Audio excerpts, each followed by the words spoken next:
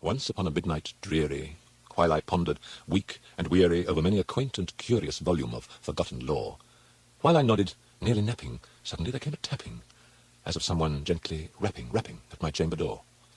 "'Tis some visitor," I muttered, tapping at my chamber door. Only this and nothing more.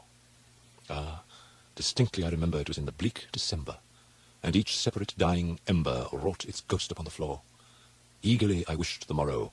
Vainly I had sought to borrow from my books surcease of sorrow. Sorrow for the lost Lenore, for the rare and radiant maiden whom the angels name Lenore, nameless here for evermore. And the silken, sad, uncertain rustling of each purple curtain thrilled me, filled me with fantastic terrors never felt before, so that now, to still the beating of my heart, I stood repeating, "'Tis some visitor entreating entrance at my chamber door, some late visitor entreating entrance at my chamber door. This it is, and nothing more." Presently my soul grew stronger. Hesitating then no longer, "Sir," said I, "or madam, truly your forgiveness I implore. But the fact is I was napping, and so gently you came rapping, and so faintly you came tapping at my chamber door, that I scarce was sure I heard you. Here I opened wide the door. Darkness there, and nothing more. Deep into that darkness peering, long I stood there, wondering, fearing, doubting, dreaming dreams no mortals ever dared to dream before. But the silence was unbroken, and the stillness gave no token. And the only word there spoken was the whispered word, "Lenore." This I whispered, and an echo murmured back the word, "Lenore." Merely this, and nothing more. Back into the chamber turning, all my soul within me burning, soon again I heard a tapping, something louder than before. "Surely," said I, "surely that is something at my window lattice. Let me see then what thereat is, and this mystery explore. Let my heart be still a moment, and this mystery explore. 'Tis the wind, and nothing more."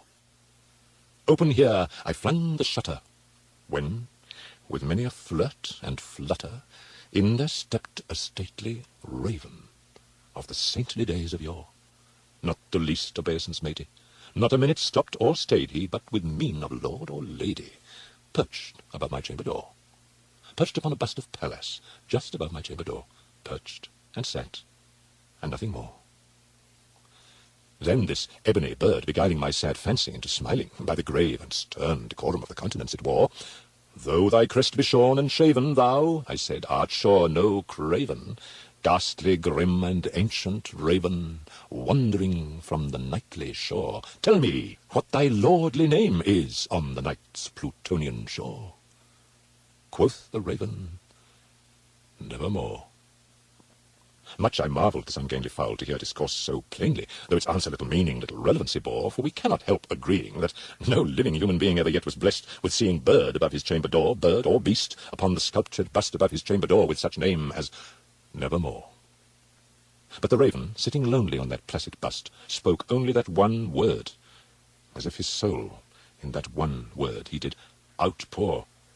Nothing farther than he uttered, not a feather then he fluttered, till I scarcely more than muttered, "Other friends have flown before. On the morrow he will leave me, as my hopes have flown before." Then the bird said, "Nevermore."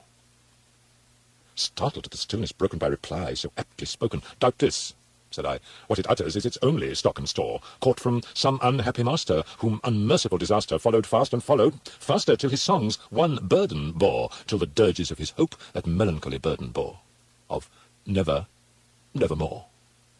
But the raven still beguiling all my sad soul into smiling, straight I wheeled a cushioned seat in front of bird and bust and door. Then upon the velvet sinking, I betook myself to linking fancy unto fancy, thinking what this ominous bird of yore, what this grim, ungainly, ghastly, gaunt, and ominous bird of yore meant in croaking "Nevermore." This I sat engaged in guessing, but no syllable expressing to the fowl, whose fiery eyes now burned into my bosom's core. This and more I sat divining with my head at ease, reclining on the cushion's velvet lining that the lamplight gloated o'er.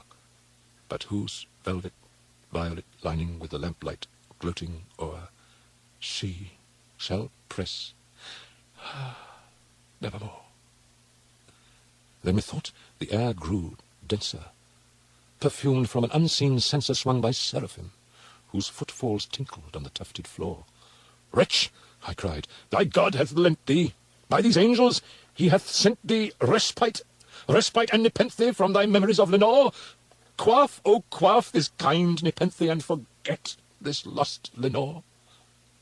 Quoth the raven, nevermore.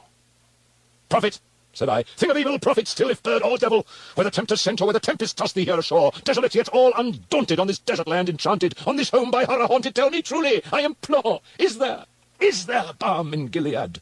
Tell me, I implore. Quoth the raven, nevermore. Prophet, said I, thing of evil, prophet still, if bird or devil, by that heaven that bends above us, by that God we both adore, tell this soul with sorrow laden, if within the distant Aden it shall clasp a sainted maiden, whom the angels name Lenore. Clasp a rare and radiant maiden, whom the angels name Lenore.